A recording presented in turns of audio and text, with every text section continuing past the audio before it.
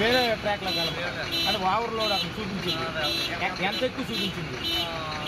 4 గంటలు ఎక్కువ చూపించింది. ముందు టోల్ గేట్లో ఏమైనా చూపించింది? అక్కడ పాస్ అయిపోయింది. ఇక్కడ మాత్రం 4 గంటలు ఎక్కువ చూపిస్తుంది. ప్రతిసారి ఇక్కడ అలాగే చూపిస్తుంటారా? ప్రతిసారి వచ్చిన ప్రతిసారి చూపిస్తుంది. ఇది ఎప్పుడే మొదటిసారి ఎన్నోసారి అయ్యి ఉంటుంది. చాలాసార్లు వస్తుంది. ప్రతిసారి ఇదే తలనొప్పి ఇక్కడ. ఓకే ఓకే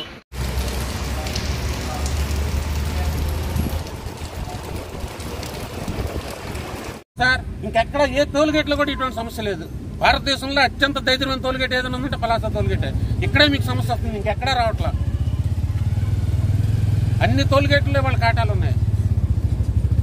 అనుమానం వచ్చిన దగ్గరల్లో పెట్టించుకుంటూనే ఉన్నారు. కుర్రాల్లో పెట్టేస్తారు. వాళ్ళకి అక్కడ అనుమానంతో వాళ్ళు అక్కడ కాటా ఎక్కించుకుంటారు. తప్పే ఉంది. పెట్టుకోవడంలో మేమేం కాదని అనట్లేదు లేదు కదా. లేదు మాకు ఓవర్లోడ్ ఉంది, మేము సహకరించమని మేము కోరట్లా. ఇన్ని టోల్గేట్లు ఉన్నాయి. పలాస టోల్గేట్ ఒకటే స్పెషల్, మాకేం అర్థం కావట్లా. ఈ లారీ ఎక్కడ లోడ్ అయింది ఉంది? జంషెడ్పూర్ నుంచి వస్తుంది. ఎన్ని టోల్గేట్లు దాటాడు ఇప్పటికి ఈ బండి? ఎక్కడా ఓవర్లోడ్ లేదు. పలాస టోల్గేట్ ఒక్క దాంట్లోనే ఓవర్లోడ్ చూపిస్తుంది, ఇంకెక్కడ చూపించాడు. ఒక్కొక్క ఇసుక లారీ వాళ్ళ ఓవర్లోడ్ 15 టన్నులు వేసుకుని వెళ్ళిపోతున్నాడు.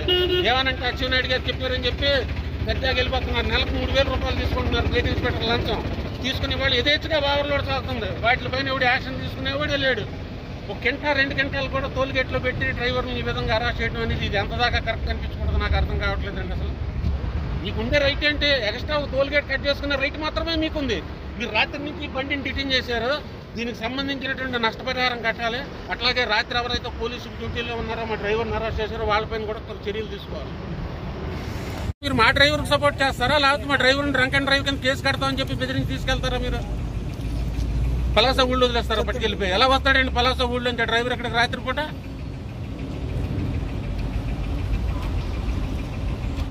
వేరే ట్రాక్ లో అంటే ఓవర్లోడ్ అక్కడ చూపించింది.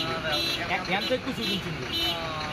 4 గంటలు ఎక్కువ చూపించింది. ముందు టోల్ గేట్లో ఏమైనా చూపించింది? అక్కడ పాస్ అయిపోయింది. ఇక్కడ మాత్రం 4 గంటలు ఎక్కువ చూపిస్తుంది. ప్రతిసారి ఇక్కడ అలాగే చూపిస్తుంటారా? ప్రతిసారి వచ్చిన ప్రతిసారి చూపిస్తుంది. ఇది ఎప్పుడే మొదటిసారి ఎన్నోసారి అయ్యి ఉంటుంది. చాలాసార్లు వస్తుంది. ప్రతిసారి ఇదే తలనొప్పి ఇక్కడ. ఓకే ఓకే అంటే చెప్తాం. నమస్కారం అండి, నా పేరు మహారథి. నేను New Andhra Motor Truckers Association ప్రెసిడెంట్ని. రాష్ట్ర వ్యాప్తంగా నేనే ప్రెసిడెంట్ని. మేము విజయవాడ నుంచి ఇక్కడికి రావటం జరిగింది. ఇక్కడ పలాస టోల్గేట్లో భారతదేశంలో ఏ టోల్గేట్లోని లేని విధంగా ఓవర్లోడ్ ఉంది లేనిది కనీసం కాటాకి ఎక్కించి చెక్ చేయకోకుండా రాత్రి టైంలో ఇక్కడికి వచ్చి లారీలను చాలా ఇబ్బంది పెట్టి ఇక్కడ పాస్ అవ్వకపోయినట్లయితే పక్క దాంట్లోకి వెళ్ళు, ఆ పక్క దాంట్లోకి వెళ్ళి అని చెప్పడం. ఓవర్లోడ్ లేదు ముర్రు అన్నా సరే ఓవర్లోడ్ కాటాకి వెళ్ళకోకుండానే మాకు ముందు డబ్బులు కట్టిన తర్వాతే మీరు వెళ్ళాలని అంటాం. ఇది రోజు 1 సంవత్సరం బట్టి ఈ టోల్గేట్లో ఇదే సమస్య అనేది జరుగుతూ ఉంది. టోల్గేట్ యాజమాన్యంతో మాట్లాడటం జరిగింది. గతంలో కూడా డ్రైవర్ను కొట్టిన సంఘటన జరిగింది. 2-3 డ్రైవర్ల పైన దుర్భాషలాడటం జరిగింది, వారిని కొట్టడం జరిగింది. తర్వాత టోల్గేటు యాజమాన్యం వారికి క్షమాపణ కూడా చెప్పడం జరిగింది. ఇన్ని జరిగిన తర్వాత రాత్రి ఒక బండిని ఆపేసి ఓవర్లోడ్ లోడ్ అంటే చెప్తే మా డ్రైవర్ గారు పోలీసు వారికి 112కు కాల్ చేసినట్లయితే మా కంప్లైంట్ రిజిస్టర్ అయింది 112. అయినాక పోలీసు వారు వచ్చి మా డ్రైవర్ను తాగేస్తున్నామని చెప్పేసి అక్కడికి తీసుకుని వెళ్ళి పలాస ఊళ్ళో ఆయన విడిచిపెట్టడం జరిగింది. అది అయిపోయిన తర్వాత 1035 రూపాయలు ఆన్లైన్ చలాన్ కోసారు ఆ లారీకి. అతను చేసిన తప్పేంటో నాకు అర్థం కాల. 112కు కాల్ చేస్తే కంప్లైంట్ రిజిస్ట్రేషన్ చేసుకుని 1035 రూపాయలు పెనాల్టీ మా లారీకి వేశారు. టోల్గేట్ సిబ్బందిని ఏం మాట్లాడాల. మాకు అన్యాయం జరిగిందని చెప్పి మేము ఇవాళ ఈ టోల్గేట్లోకి రావడం జరిగింది. దీనికి శాశ్వత పరిష్కారం పోలీసు వారు కూడా ఇక్కడే ఉన్నారు, మీ మీడియా మిత్రులు ఉన్నారు, టోల్గేట్ వారు కూడా దీనికి శాశ్వత పరిష్కారం అనేది కావాలి. మీరు కాటా పెట్టుకోకుండానే ఇది ఓవర్లోడ్ అని చెప్పేసి ఏంటో మాకు ఇక్కడ ఏదో మిషన్ ద్వారా తెలుస్తుందని అంటున్నారు. మరి మీకు ఏదైనా సమస్య ఉండేటప్పుడు కాటా పెట్టుకోండి. కాటా పెట్టుకున్న తర్వాత మాకు 5% మార్జిన్ అనేది ఉంది. టన్నుకి 50 కేజీలు మార్జిన్ అనేది సెంట్రల్ గవర్నమెంట్ ఇచ్చింది, మినిస్ట్రీ ఆఫ్ రోడ్ ట్రాన్స్పోర్ట్ ఇచ్చింది. దాన్ని కూడా మీరు పరిగణలోకి తీసుకోకోకుండా, మీరు కాటా పెట్టుకోకుండా ముందే డబ్బులు కట్టించుకుని కాటా పెట్టిన తర్వాత ఓవర్లోడ్ లేకపోతే కనీసం డబ్బులు వెనక్కి ఇవ్వటంలా, ఎందుకంటే స్లిప్ కట్ అయిపోయిందని చెప్తున్నారు. కాటా పెట్టి స్లిప్ కట్ చేసుకోండి అంటే కాటాకు ముందే నువ్వు డబ్బు కట్టిన తర్వాత మేము టోల్గేట్ పాస్ చేస్తామని చెప్పేసి ఈ టోల్గేట్లో మూర్ఖత్వంగా వ్యవహరిస్తున్నారు. భారతదేశంలో ఎక్కడా లేదు, ఒక్క పలాస టోల్గేట్లోనే అత్యంత సమస్యగా ఉంది. పోలీసు వారి సహకారం రాత్రి చూసాం మేము. 112 కాల్ చేస్తే కనీసం మా డ్రైవర్నేమో డ్రంక్ అండ్ డ్రైవ్ కింద ఇచ్చేస్తామని చెప్పి తీసుకుని వెళ్ళి వదిలిపెట్టడం, మాకేమో 1035 రూపాయలు పెనాల్టీ వేయటం బాధాకరమైన విషయం.